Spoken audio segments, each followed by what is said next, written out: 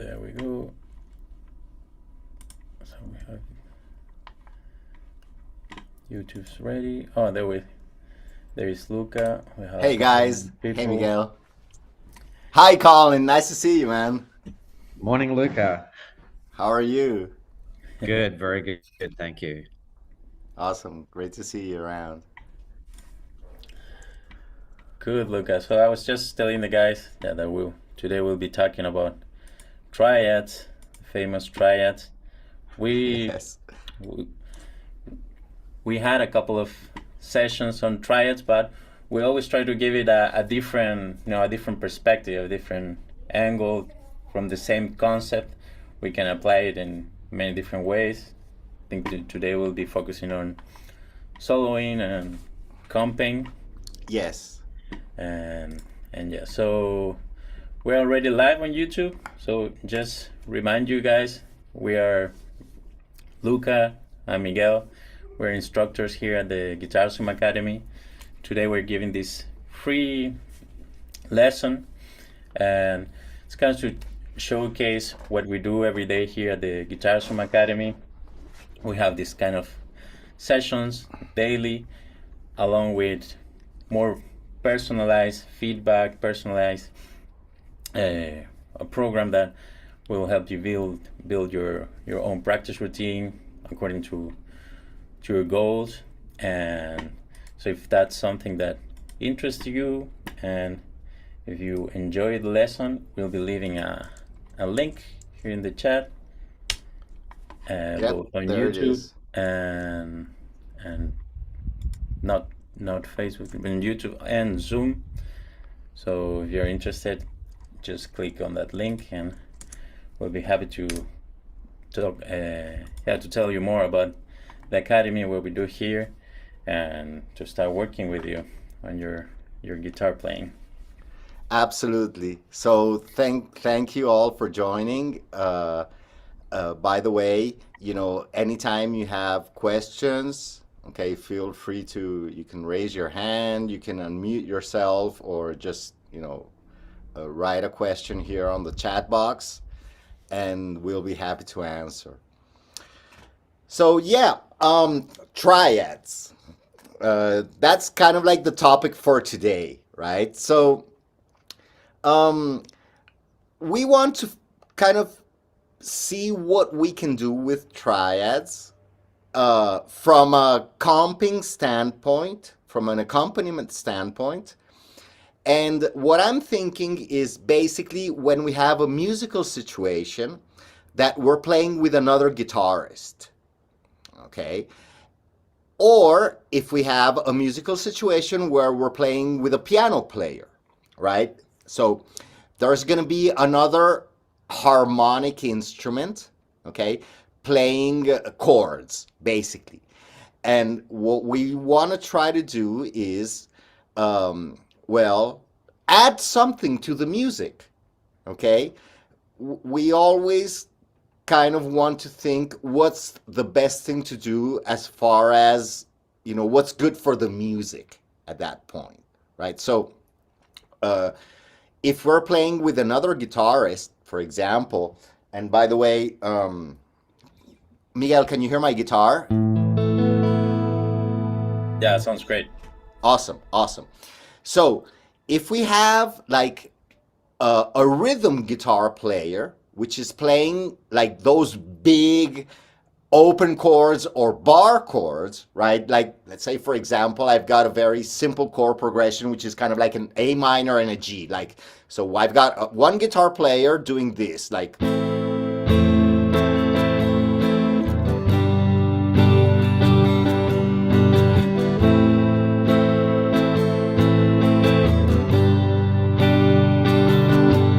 right? Those big chords or bar chords. Exactly.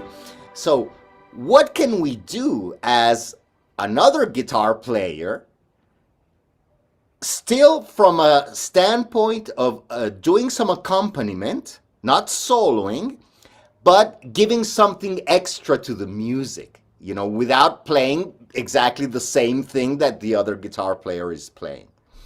So that's one way we can really use triads to enhance the music, right?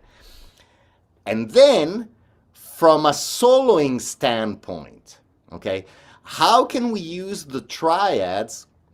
I would say to connect more to the chords, right? Because, I always think of kind of like two different ways of approaching improvisation.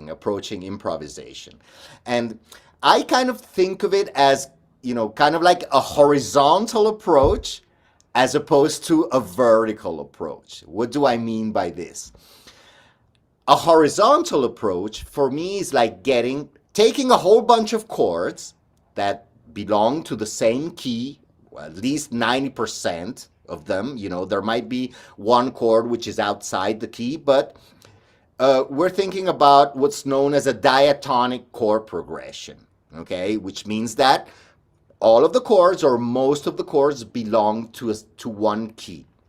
So we can take all of those chords and kind of like resume them or summarize them into one scale. So for example, if I'm thinking of just that chord progression, A minor to G,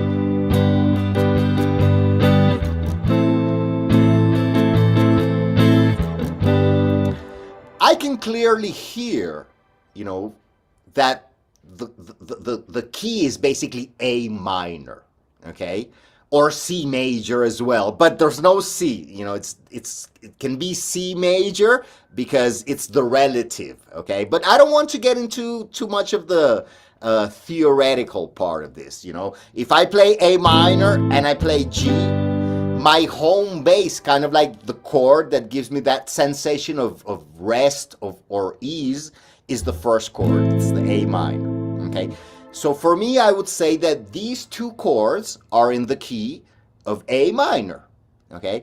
So I can basically take both chords and think of the A minor pentatonic scale, for example, to improvise over that. So again, I'm taking two different chords and like horizontally, kind of like summarize those into the key of A minor. So basically, A minor scale is going to work. Now, what happens? When I play that way, I'm really not so much connected to the chords, but I'm kind of floating above the harmony, if this makes any sense at all. Okay? That's one approach. The other approach is, okay, more of a vertical thing. On each chord, I want to play, or I want to target the important notes of the chord so that I can make more connection. My musical phrases are going to be more connected to the chords, and I could actually listen. I could hear the chord changes even if I don't have anybody comping for me. So that's kind of like the two different approaches. And again, triads are a very good resource to be able to do that. Is this making any sense at all? Thumbs up. Yeah. Yes. Cool. Miguel, do you have anything else to add to this kind of introduction? Thinking that maybe we could start talking about what actually is a triad. Right? Absolutely. That would be kind of my first question. So, and it's, so we have the scale. From each note of the scale, we can build a chord, and each one of these chords are built with 3 notes, right? So we have a root, the third, and the fifth. And for all of major and minor chords, the root and the fifth are, right, perfect fifth. And the only difference that we'll have will be on the third, right, for major and minor chords. So for the major chords, we'll have this major third and the perfect fifth. And for the minor chords, this minor third. That in the guitar you can recognize it with these two whole steps, or 1, 2, 3, 4 frets, or just 3 frets. Minor third and major third. And those 3 notes, playing those 3 notes independently, that's what we call, a triad. Those 3 notes of each one of the chords. And that's what we're talking about when we say the triad, playing triad over a backing track over these 2 chords, right? Exactly. So we can have a bunch of different triads, okay? Now, the most common ones are basically major triads. So again, a triad is basically a 3-note chord built from the notes of a scale, okay? So we can have major triads, we can have minor triads, and those are the 2 triads that we're going to basically focus on for this lesson, okay? However, it's good to know that there are more than just 2 triads, okay? We've got diminished triads, okay? So just to give you an idea, okay, a major triad would be the root, the third, and the fifth. So this is major, okay? A minor triad would be, by the way, the root, a major third, very important, and the perfect fifth. That's the right way to say it. A minor triad would be the root, the minor third, and again the perfect fifth. So this would be a minor triad, which are the 2 triads that we're going to focus on the most. But we can also have diminished triads, which is a root, a minor third, and a diminished fifth. So this is the sound of a diminished triad. Or we can have an augmented triad, which is basically a major triad, which is root, third, but now my fifth is going to be sharpened. It's going to be half a step above. So it's going to be root, major third, and sharp 5. And it's got this kind of spacey sound. That kind of beautiful science fiction stuff. Yeah.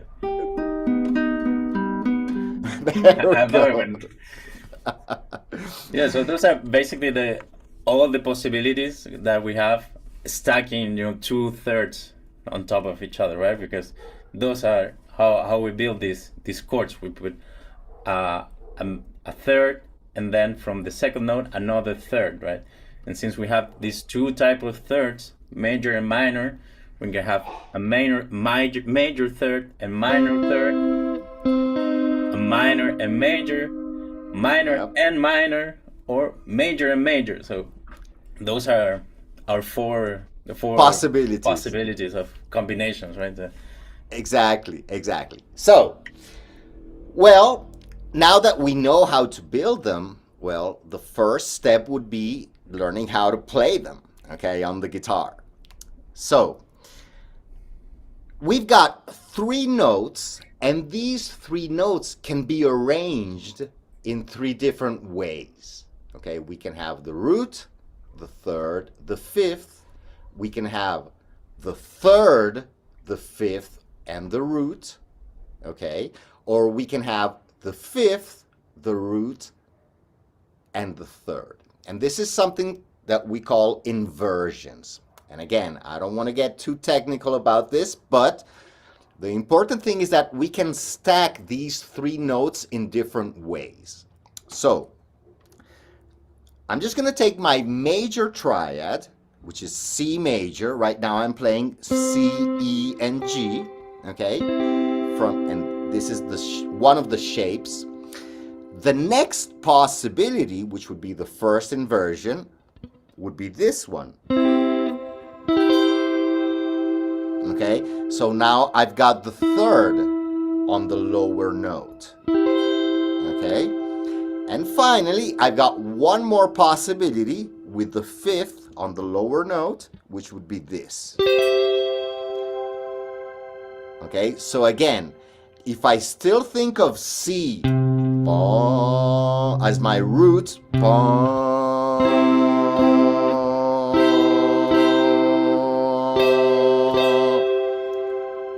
okay, those are going to be my three possibilities of the major triad. The same thing happens with the minor triad. This would be the root position, or the first way to play it. The next one would be this one. And finally would be this one.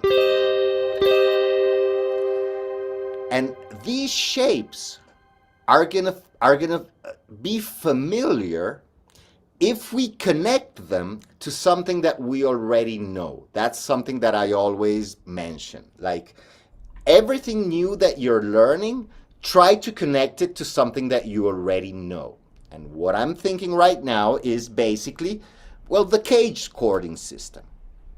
Okay, so if I think of my C bar chord, okay, which is basically the A shape, okay, a C chord in the A shape for the caged. If I just play the top three strings,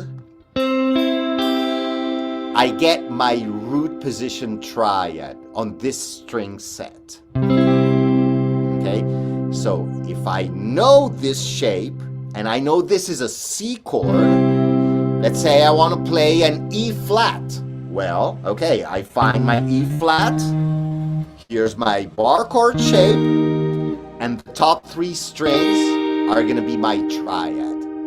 Okay, so this, I think it's an easy way to figure them out without having to start completely from scratch and learning something completely new, okay? The same thing happens with my next shape that I was playing up here, okay? If I play my sixth string bar chord, okay, which is the E shape, a C chord with the E shape for the cage system, and I'm only going to play the top three strings, I get my C triad in first inversion. Okay, so again, from this guy right here, I can take the top three strings and I've got my first triad shape. From this guy right here, again, I take my top three strings and I've got my other position for the triad. And for this one, we can actually look at it in two different ways. If you know your D cage system, okay, this would be a C chord in the D shape. And again, my top three notes are my triad. But also, this can be part of the C shape. Okay, so here it is, the top three strings for my C shape, which is the same as if I do it way down here. Not sure if my guitar is inside the frame. I take the top three strings.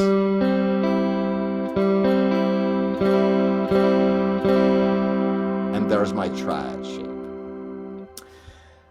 Now, why am I starting on the top three strings? Well, basically, again, we want to add some variety to whatever it is that we're playing, right? So,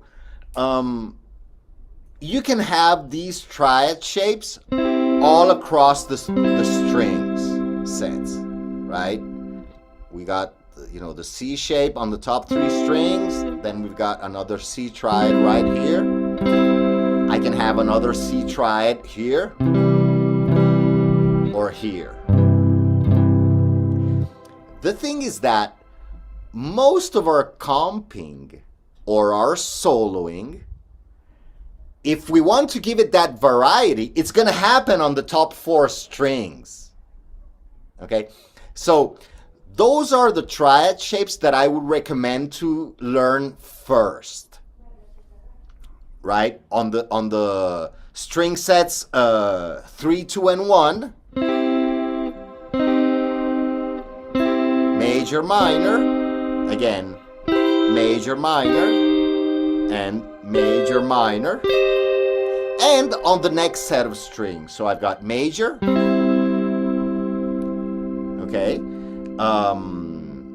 minor would be right here, okay, major, minor, major, minor, and finally major and minor.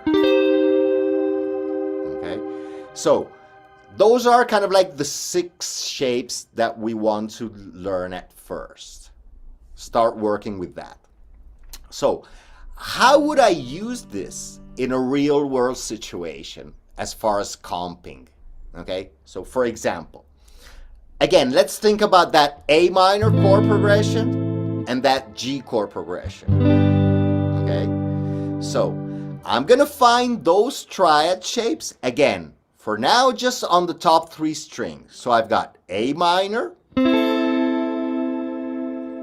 and I've got G here, but I could also have A minor and G right here. Exactly.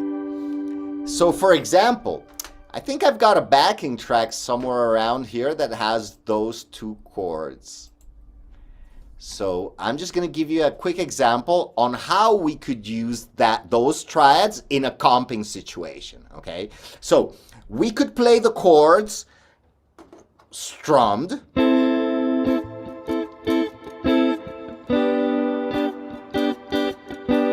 but we could also arpeggiate them.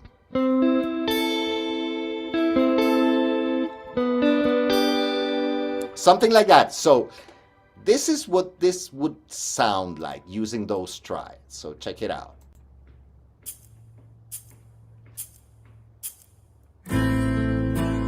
Is the backing track, can you hear it? Is it coming through? Cool. So here I go. Here it comes.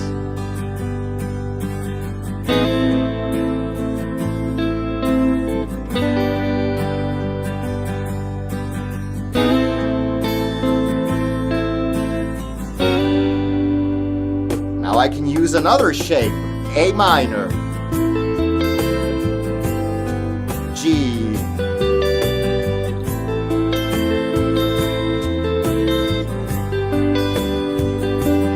A minor,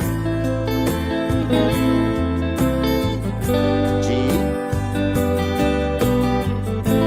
A minor, G. I can do something really cool, like move from one to the next. Here I go. A minor, G, A minor, G, A minor, G, and again A minor.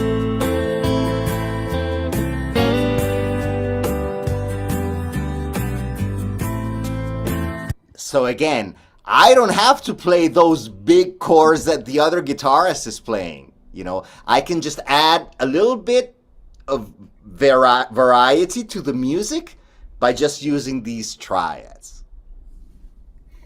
That's beautiful. And when you play that, it already gives a totally different sound. You know, it adds a lot to the music. Absolutely. Absolutely. And yeah. Also, especially when you play it in that way, kind of going through all the positions, you're adding also a kind of a melodic element to it. That, you know, we always have those melodic elements, because it's not the same to play, I don't know, this A minor and playing this one. We have a different top note. But when we are focusing on especially this string set, yeah, that kind of becomes more evident, right? Absolutely. And we're kind of, it's more how a pianist would play them. The piano obviously is completely different from the guitar, because on the piano we've got the notes just, one after the other. So a lot of times the piano is going to do something that is called voice leading, basically. So he's just going to move one finger to the closest possible shape, right? So that's exactly, the result of that with the guitar. And obviously, we can go crazy with this. There are tons of like melodic possibilities. We could do stuff like this.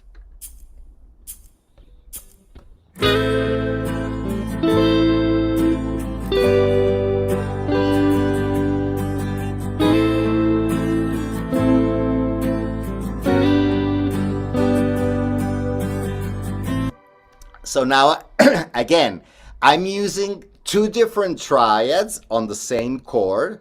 Well, not two different voicings, two different, it's the same triad, but two different positions, right, to create that melody. Two inversions, right? It sounds cool. It sounds really cool. And obviously, I can do the same thing on the next set of strings, right? I've got A, and then I've got G right here.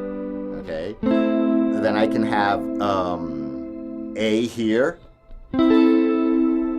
right? And I can have G right here. Or I could have A right here, and G right here.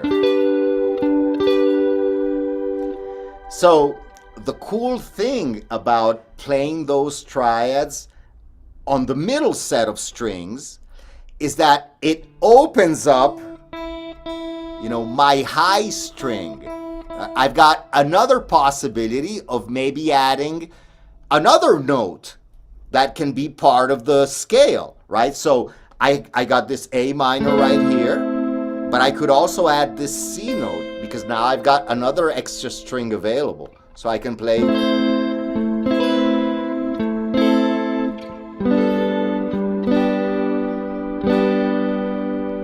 Or keep that as an open string. Why? Well, because basically the note E is also in the key of A minor. Okay? So, possibilities are endless. Like, I could have these type of sounds.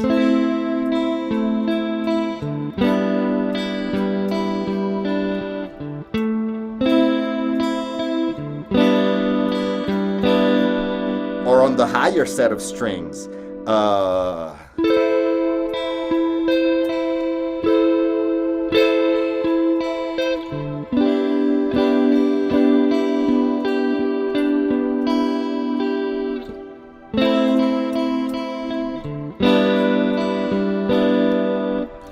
So it kind of opens up a whole world of possibilities, which I think is super cool, basically. Yeah, it is. It's so much fun.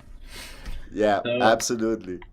Guys, I just wanted to take a quick minute to just let you know that, again, this is free lessons that we're giving for you every week, and that if you are enjoying this, if you're learning something, we have more for you at the Guitar Zoom Academy. We're going to leave in a link again in the chat, both here in Zoom and on YouTube. And if you are interested in being part of the Academy, click on that link and we'll be happy to have a conversation with you and have you in the Academy. Absolutely, 100%. So how are we doing so far? Any questions at all? Please feel free to unmute yourself, write questions, on the chat box. Yeah, in the meantime, I'm thinking about an example of a song that I think it really shows this triad comping. I'm thinking of a Beatles song I think it's, and I love her, right? Oh, beautiful song. That has an F sharp minor, and then it goes to a C sharp minor. So those are the two chords. You have two minor chords, and he plays here. This is the F sharp. F sharp minor. So that's one of the positions, and then to connect it to the C sharp minor,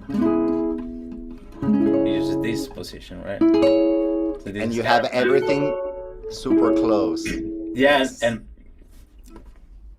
after the lesson, go listen to that song and listen to that lead guitar that's playing.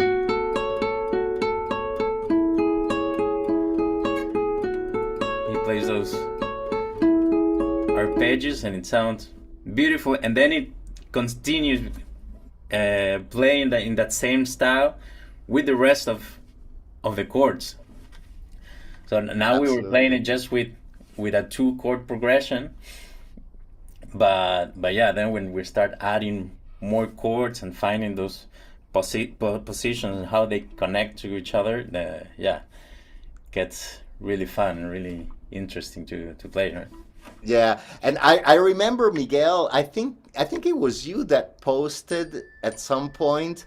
I think it was a song by Pink Floyd or something like that had those triads coming down. Yeah, run like hell, I think it's the I name of think the song.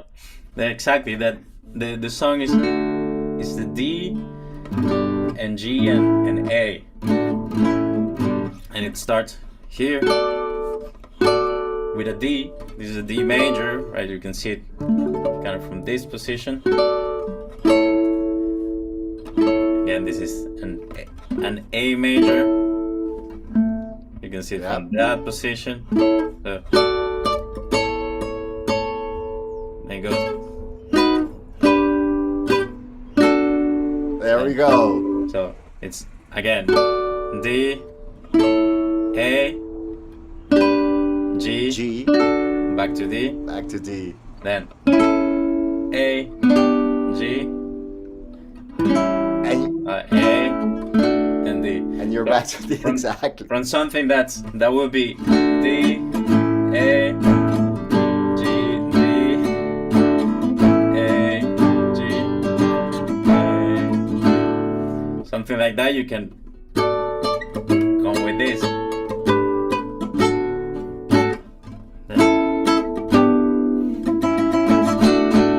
There you go. That's another perfect example of how, those triads just, give you a different comping possibilities. Right, but just 100%. three chords and Exactly. just major chords. So just the same. It's using the same positions for all those 3 chords, but just combining them and connecting them, in this pianistic way. Let's say with the voice lead, keeping Yes, the exactly. So, how would you recommend, the people to study this? Like, what I would say, in my opinion, is, well, number one, try not to get overwhelmed. Don't try to learn them all at once. That's Right. what I would say. Yeah, so I will start with what you show at the beginning. So, for example, C major, and Yep. try those 3 positions. So this one, here, and there. Try to get used to them, and also to the distance between each other, because it's not that you really count the frets, or sometimes you don't even need to know exactly the notes, but your hand will get used to these distances. And then, for example, if I want to play the same, but in F, for example, in the same set of strings, you will see that Very good. are the same exact Exactly. positions, but just the order might change. So I'm starting with this position that in C was the second one. So really with learning just one key, you already have the other ones. You just have to find the note and start from there. And I would say that once you have that, so for example maybe the major and the minors, I will do something like your backing track. So taking two chords, Right. like A minor, G major, that's a great one, and start finding, okay, if I start here, where's my closest G that I could play in the same position? So okay, I can find that one or that one. Then I'll try it in a different position. So I'll go here. Okay, we're gonna find my G. Okay, I go there and start trying out these chord progressions, maybe songs that you already know and play, and try to play them in this fashion, this triad fashion. Yes, absolutely. And I totally agree 100%. So, one of the things that I always mention is, if you're learning something new, we want to keep things simple. Like, don't take a chord progression that has 20 different chords, because we're not focusing on learning 20 different chords. What we're focusing is on, being able to play the triads on a two-chord progression. Stay focused on the objective of what it is that you're doing. If it's triads you want to learn, then, just use a couple of chords at first. And then, stick to the top three strings for a while. You can do that for a month, just, working on the top three strings. And then move to the next string set. Be as creative as possible with your exercises. I mean, once I have them down, I can think, okay, I just want to play the triad, okay, when the new chord comes up. Okay, so that's the step one. Okay, I don't want to get overwhelmed. So again, if I only have those two chords, I'm just thinking of, those two triad shapes. And what I mean is, I don't want to worry too much about strumming or arpeggiating. Stick to something simple, which is just being able to play the triads in time when the chord comes up. And then you can add more difficulty to it. Just give yourself time to think. Okay, where's the next G? Okay, where's the next A? Where's the next G?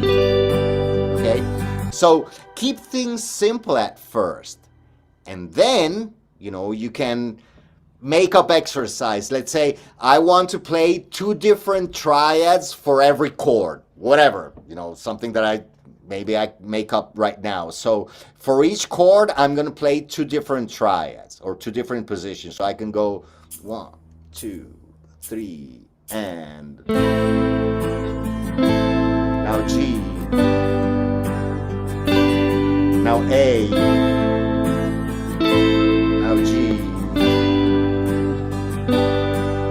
Okay, so make up your own exercises, in different difficulty levels, so to speak. Be as creative as possible with your practice. I think that's a great, fun way to learn new things. Okay, we've got 20 minutes left, so let's get into the other part, which is the soloing. Yeah, now it starts getting more fun. Because I think also with soloing, you kind of combine both things, or when the more you play those exercises, you'll start to to add maybe. That sounds beautiful. Connecting. Absolutely. Just what you just show those notes that you have in between. Exactly. And to me, that already starts to have a soloing character, right? Absolutely, 100%, 100%. Cool. So the way I personally would recommend approaching this is like, for example, again, starting with something that you already know. Okay, so let's say we're working with this shape, A minor, and this shape, G major.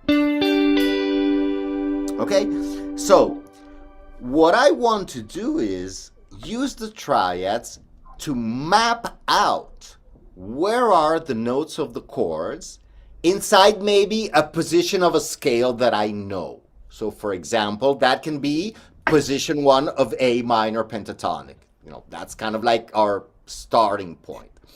So again, I'm kind of thinking of the top 3 strings, so I don't have to play the entire pentatonic shape. You know, I can just focus on maybe the top 4 strings. So if I've got A minor pentatonic, which is here,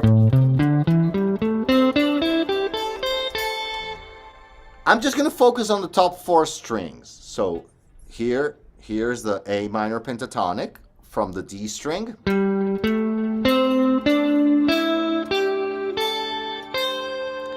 And here's my A minor triad, right here, in the same spot on the neck of the guitar, okay? So what I want to do is, when I play my lines, use those notes, the notes of the triad, as a starting or an ending point for my solos, for my phrase. So that I'm kind of like directing my phrase towards those notes. So I have them mapped out. So I could maybe play something like this.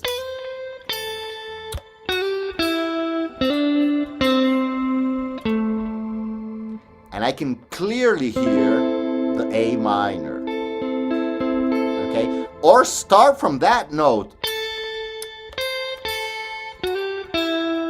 and end on another note of the triad. That could be one example. Or, and I'm going to do this with a backing track in a second so you guys can hear what this would sound like.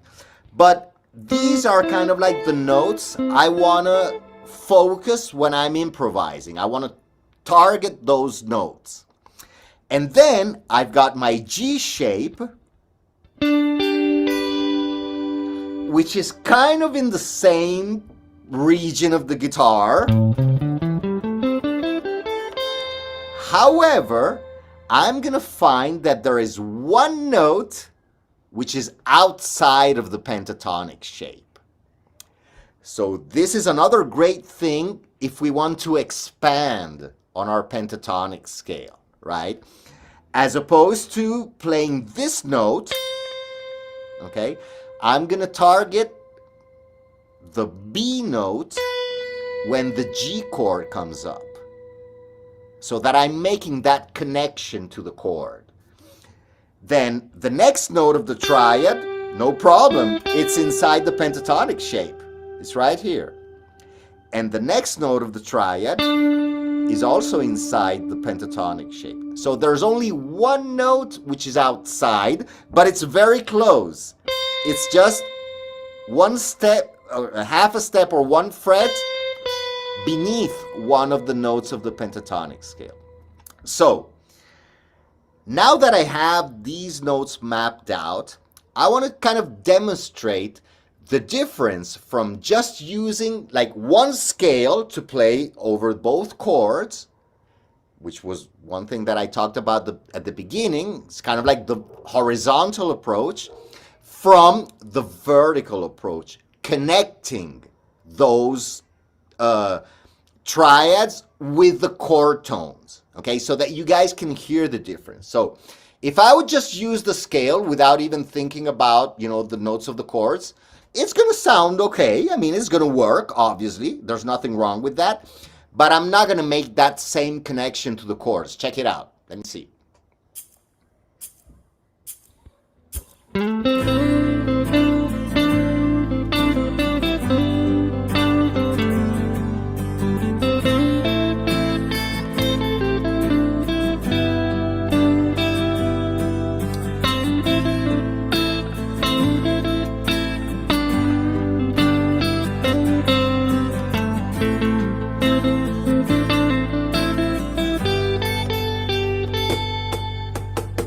Nothing wrong with that. It sounds okay, hopefully, right? Now, what happens if now I connect to the chords? Check it out. So I'm going to think of this shape and this shape. I'm still going to be in my pentatonic position, but I want to target those notes when the new chords come up. So this is going to sound something like this.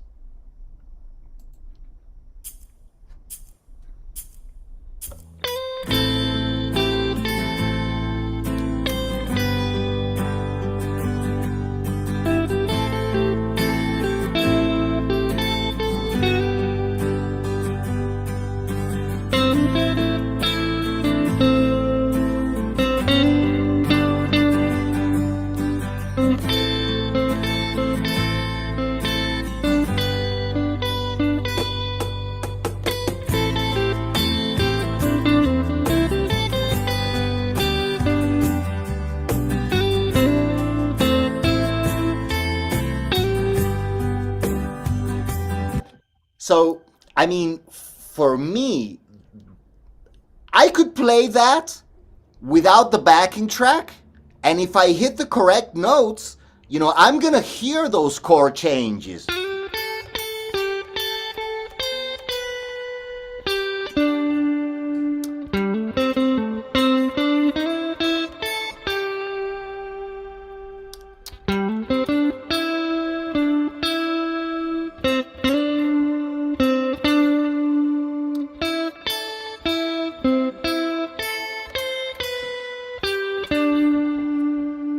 Okay, if this makes any sense at all. So I mean, basically, I have a much greater connection with my soloing and what's happening underneath. So I'm not floating above the harmony. I'm kind of like inside it. That's basically, you know, for me the big difference. Yeah, it sounds totally different, you know, when you start targeting those notes. And I think it's a great introduction to that, to start thinking about, well, what chords are being played while I'm soloing, because at the beginning it's normal to think in one scale, the pentatonic, minor pentatonic, and just play around with licks, and we don't think that much at the beginning of what chords are being played behind, right? In the background. So this is a great introduction to that, and start thinking about that, and in a very, you know, simple way, just thinking about this note, it will make a big change, because that's the note that it's not part of the pentatonic. So especially when you hit that one, yes, you get a total different sound, and as you said, you can really hear that the G major chord, even if you're just playing a single note line. Absolutely. So that's beautiful about it. Absolutely. The other thing that I can think of is that, you know, when we look at these triad shapes, you know, they're basically made of like two different intervals. And what I mean by this is that if you guys are familiar with something called double stops, right? Double stops are basically, you know, things like so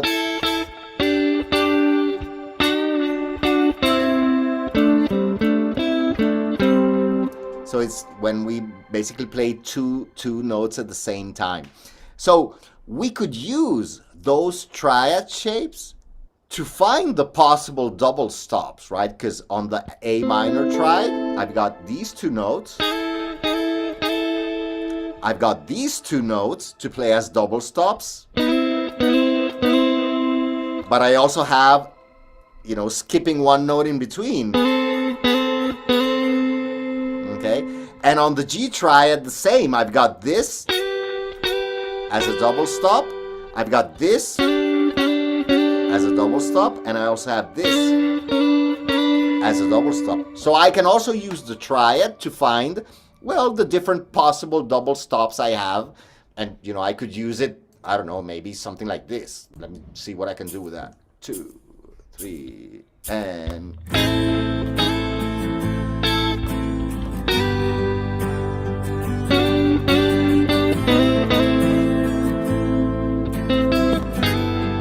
Sorry.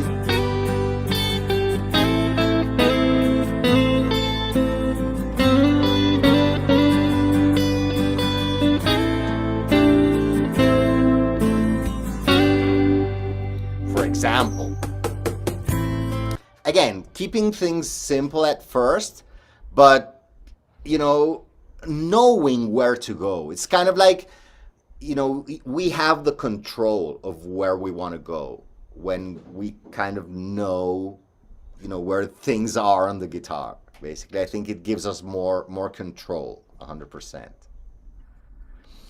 So yeah, I guess, that's pretty much what I have for you guys today. Miguel, if you want to add anything else. Yeah, no, this is great. I mean, you can, I think, trying to get creative with this, it's a good exercise to trying consciously. I was thinking while you were playing that, for example, things like patterns, like, or Absolutely. Little things like that, modifying just one note.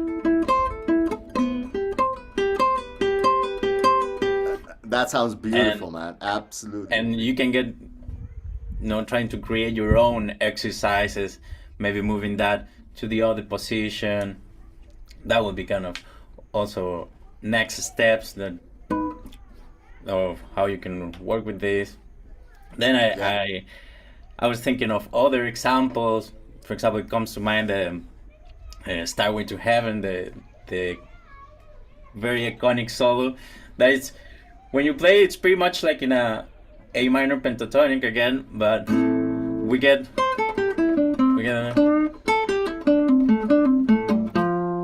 that note, and that note, what's that note? Because it's not part of the A minor pentatonic, but what's the chord progression? So is that F major. This note is exactly F. So he's doing exactly this. He's playing the minor pentatonic, and when that chord comes, he's targeting that F, and it gives it a totally different sound than if he would just be playing the A minor pentatonic, up and down, right? Totally, 100%. I mean, and I'm sure, the guy knew what he was doing when he put that solo. So it's not a random thing. Yeah. It's there for a reason. So yeah, that just to add that this is something that you can use, and it's a very powerful tool, and that solo, for example, it's a great proof of it. So yeah, there's a lot of that you can do with this. Absolutely. Yeah, Colin is asking what effects I'm using. Mm-hmm. Well, this is basically it's a VST, it's a plugin by a company called Neural DSP. It's basically a chorus effect with a little bit of it's kind of like a sort of synth sound in the back,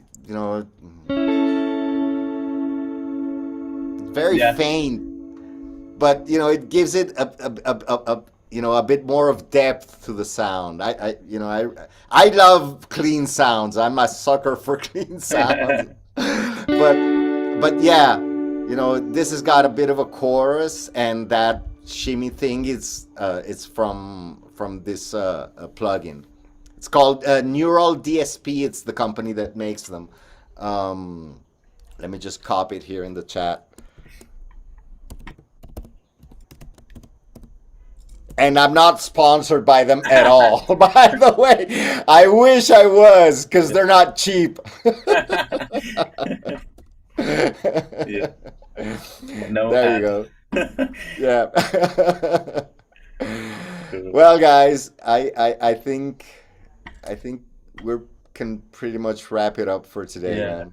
Yeah, so one last time we'll be leaving the link again. So if you enjoyed this lesson, we have a lot more for you on that link. Click it and come have a conversation with us. We'll tell you more about the academy. Yeah. Thanks so much for joining us. Thanks for joining I us. hope this was helpful. Hope you guys had as much fun listening to me talk as I had talking. Miguel, it's always a pleasure, man. Being here with thank you, you. Luca. So yeah, absolutely. So yeah, well, we have these free classes twice a week. We rotate instructors. So yeah, hopefully we'll see you guys soon for next week. So For again, sure. thanks so much for having us, and hope you enjoyed it. So, see you guys. See you. Bye, guys. Bye bye. Thanks, guys. Sure.